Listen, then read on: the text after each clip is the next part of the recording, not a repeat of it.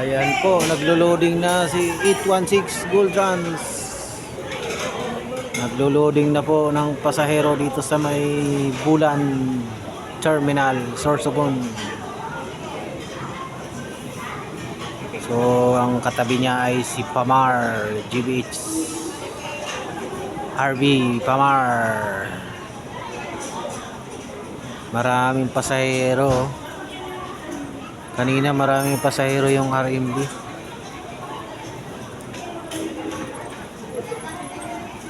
Nandito tayo ngayon sa Pamar. Sa Pamar. Yan ang magiging karibal natin sa daan. Pero marami nang sakay yung Pamar eh. So hindi na rin masyadong magpipick up yan sa daan. Kasi marami nang sakay galing ng Matnog. Signboard sila ng Pasay, PITX, Alabang, Turbina, Cubao.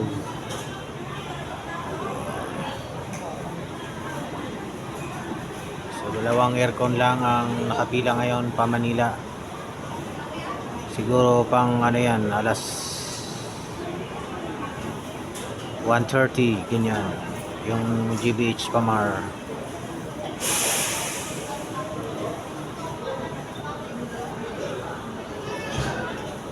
Kailangan namin makabalik pagdating ng Maynila. Kailangan makabalik agad kami kasi ay nandun na si si Bicol Magayon. Si Bicol Magayon nakapila na po. Yan yung kakumpetensya namin sa Naga Terminal. Yan yung ano namin. May CR yun, Higer.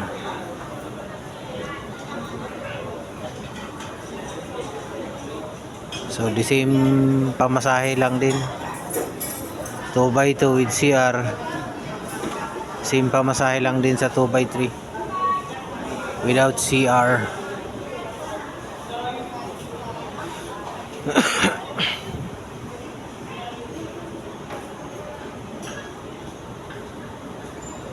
So kanina maraming pasahero dito eh.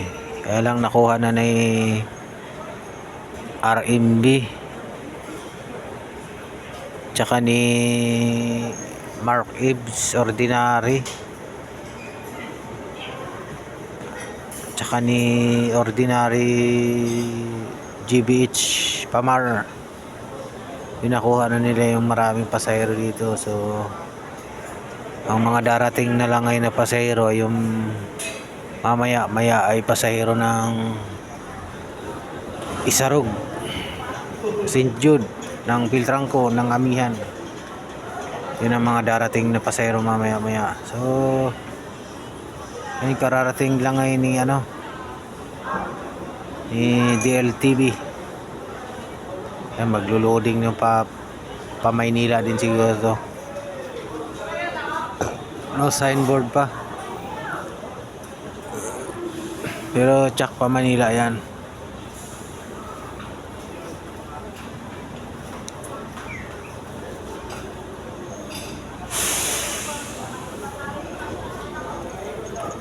So ang dating natin dito sa Maynila baka mga alas 5 na ng umaga bukas. So kailangan makapihit kami mga ka-travel wheels kasi pag hindi kami nakapihit nito ay arrival si DLTV. Delay ang dating ng DLTV. So baka may trapikan kagabi sa nagabi sa Kalawag wala namang trapikan yun. Normal lang.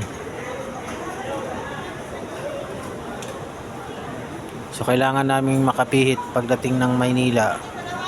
Pabalik dito ng Bulan kasi pag hindi kami nakapihit may okasyon guys sa garahe.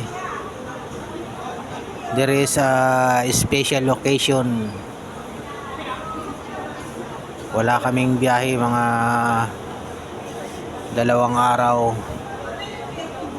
Ang pinakalas na biyahe namin dito ay petsa September 2. Yun ang pinakahuling biyahe namin dito. Pero from PITX wala na kaming biyahe pa bulan. Si ano muna ng bali 2 days stop biyahe muna kasi mayroong mahalagang okasyon sa garahe. May banda rito, banda ron na magpe-perform sa garahe ng Goldtrans WB. So makikiparty muna kami, ay celebrate muna kami sa event, sa celebration ay yung September 3 sa garahe. So mayroong inimbitahang banda, magpe-perform sila sa garahe ngayong September 3. So kukuha tayo ng video doon sa event na yon, pero hindi natin lalagyan ng music, baka tayo ay ma-copyright.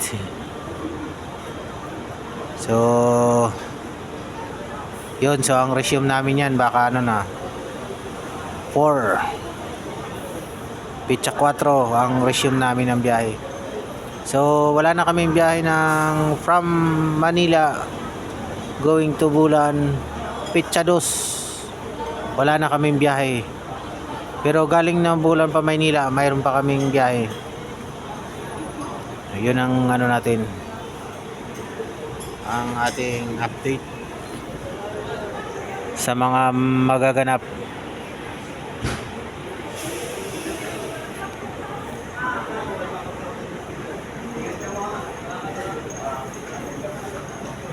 So palis na rin to si Pamar.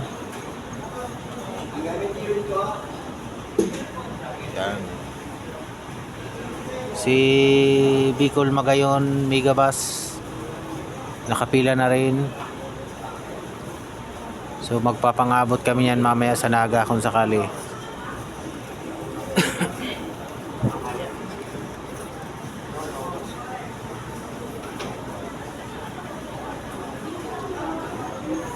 Yun lang ang ano natin.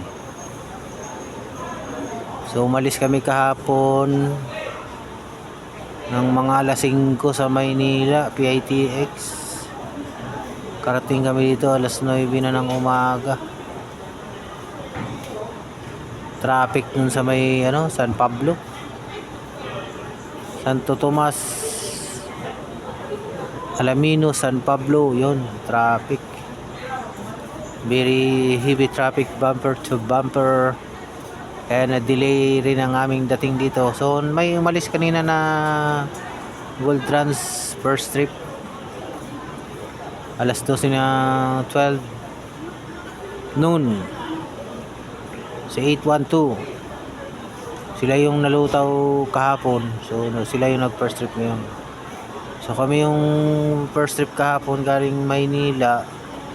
So kami yung second trip dito. So mayroong malulutaw dito si ano 8868 or 8858. Yun, sila naman yung magiging first trip bukas. So pansamantala dalawang unit lang muna ang pinapatakbo ni boss kasi yung iba inaayos pa yung mga dokumento ng ibang bus. Yun lang mga ka-travels ang ating update ngayon. So yan ang ating ano ngayon, bibiyahe tayo pa Maynila. Ang ating kasama ngayon ay si Mr. Condron at saka si Mangampo, Mr. Mangampo.